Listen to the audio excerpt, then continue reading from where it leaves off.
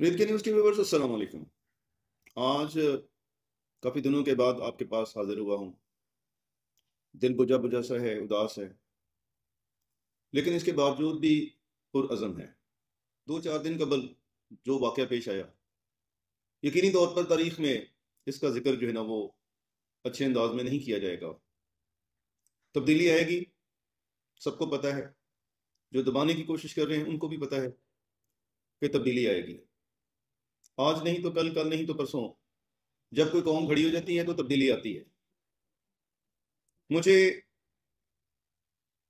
Martin Luther king جو ہے وہ پچھلے 4 دن سے یاد آ رہا ہے، بار بار یاد آ رہا ہے، جس نے کہا تھا کہ ایک دن ایسا آئے گا کہ اس کی اشرافیہ کے اور اس کے سیاہ فام کے لوگ جو ہیں، ان کے بچے ایک دن ایک میز پر بیٹھیں گے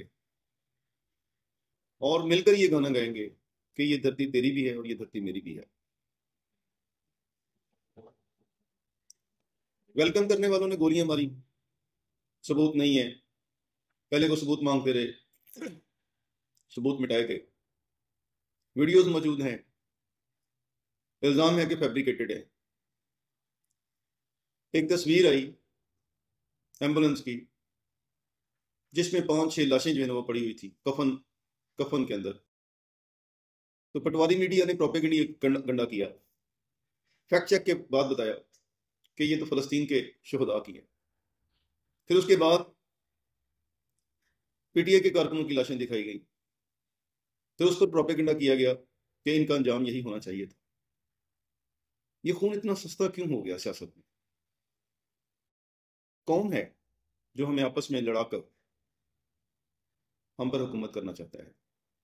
وہ کون ہے جن کی حکومت کروا کر اس سے اوپر کوئی ایسی طاقت ہے کہ جو پاکستان کو ہر صورت کمزور دیکھنا چاہتی ہے، ایک نیوکلیر اسٹیٹ کو کمزور دیکھنا چاہتی ہے؟ بہت سے سوالات ایسے ہیں جو آپ کے ذہن میں بھی ہیں، میرے ذہن میں بھی ہیں، لیکن افسوس کی بات یہ ہے کہ ہم اس وقت آزاد پاکستان میں اس حد تک آزاد ہیں کہ ہم وہ اپنے دلوں کے اندر، اپنے دماغوں کے اندر، اپنے ذہنوں کے اندر پنپنے والے سوال وہ بھی نہیں پوچھ سکتے۔ اور اگر ہم وہ سوال پوچھیں گے تو یقیناً ہمیں انتشار پھیلانے والے کہا جائے گا، شر پسند کہا جائے گا، شرارتی لوگ کہا جائے گا، اور ہمارا اور آپ کا سب کا تعلق پی ٹی آئی کے ساتھ جوڑنے کی کوشش کی جائے گی۔ بھائی میں پی ٹی آئی کا نہیں ہوں، کوئی نہیں ہے پی ٹی آئی کا، سب پاکستانی ہیں، آپ بھی پاکستانی، میں بھی پاکستانی ہوں، یہ پٹواری بھی پاکستانی ہے، سب پاکستانی ہیں۔ یہ پہلے پاکستانی ہیں، اس کے بعد کچھ سیاسی لحاظ سے کچھ اور ہے۔ تو ان کے پاکستانی ہونے کے ناطے ان کے کچھ تو رائٹس ہیں کہ وہ بھی نہیں ہیں۔ بہت کچھ بولنا چاہتا ہوں، لیکن مجھے ایسے لگتا ہے جیسے میری زبان کو تالے لگا دیے گئے۔ آج کے لیے اتنا ہی۔